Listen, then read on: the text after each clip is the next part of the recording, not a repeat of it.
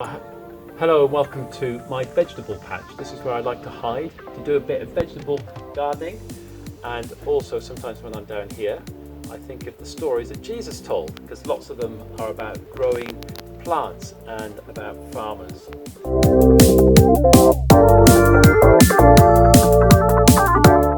One of my favourites is the parable of the sower, and Jesus tells us that there was this man who went out, a farmer, and he was sowing seeds from a big bag. Now I haven't got a big bag, this is my tin that I use for seeds, and so I've just pulled out some French climbing bean seeds, and he says that the first soil that they fall on isn't really soil at all, it's the path.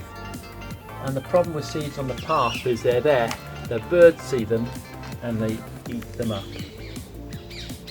Let's go to the second kind of soil that Jesus talked about. The second kind of soil that Jesus talked about was stony ground. And when the seed fell into stony ground, the roots weren't able to dig down deep. And so although the plant grew, when the sun came out, it withered and it died. Now, I haven't got stony ground that seed has fallen on, but I put tomato seed in these tomato bags, and look what's happened.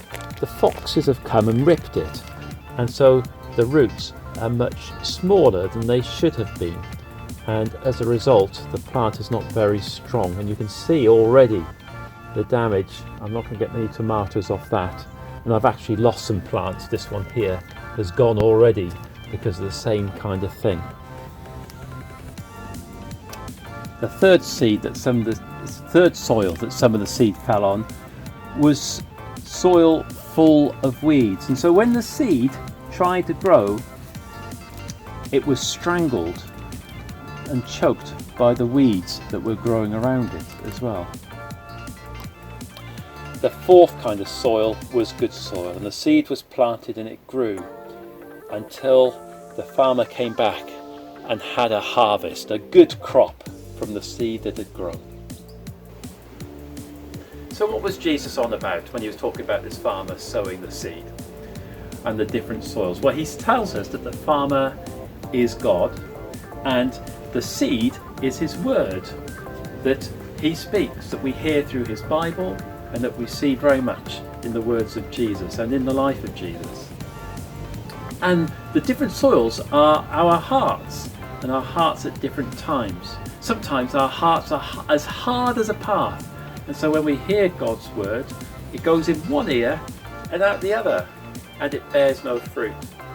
Sometimes God's word, our hearts are like the stony ground, and God speaks and we hear it and we think about it, but not much, and it doesn't get a chance to dig deep into our hearts.